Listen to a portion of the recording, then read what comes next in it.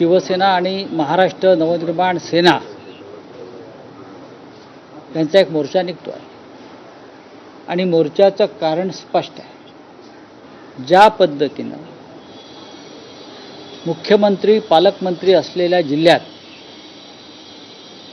ते ज्या भागाचं प्रतिनिधित्व करतायत त्या महानगरपालिका हद्दीत जी गुंडगिरी, जी दरोडेखोरी, जो भ्रष्टाचार, जी लाचलुचपत सुरू आहे त्याविरुद्ध हा मोर्चा आहे।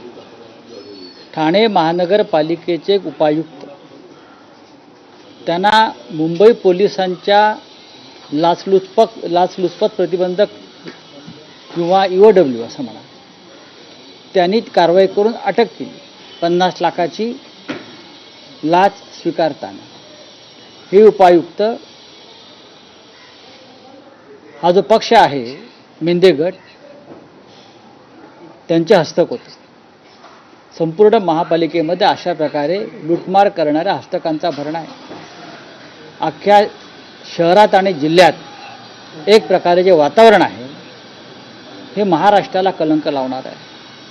मी मुख्यमंत्र्यांचं अभिनंदन करतो, त्यांनी दत्तक घेतलेल्या नाशिकमध्ये जी गुंडगिरी विरुद्ध मोहीम सुरू केलेली आहे आणि कोणाचाही मुलाहिजा न ठेवता कोण कोणत्या पक्षाचा आहे याची फिकीर न करता त्यांनी पोलीस आयुक्तांना जे आदेश दिलेले आहेत की गुंडगिरी मोडून काढा, अशा प्रकारचे आदेश त्यांनी ठाणे जिल्ह्यातल्या गुंडगिरी विरुद्ध देणं गरजेचं आहे।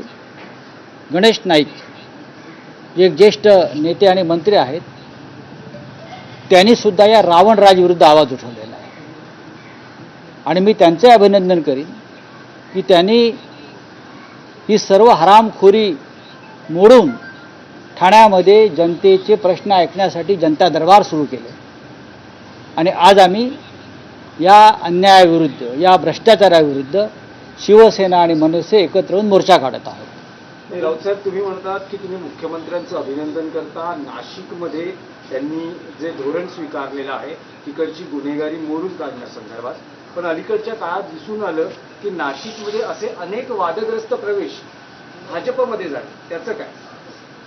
भाजपमधल्या नगरसेवकांना सुद्धा मुख्यमंत्र्यांनी सोडलेलं नाही किंवा ज्याने अलीकडच्या काळात भाजपमध्ये प्रवेश केला अशा गुंडांच्या टोळ्यांचा सुद्धा मी गेल्या काही दिवसात पाहतोय।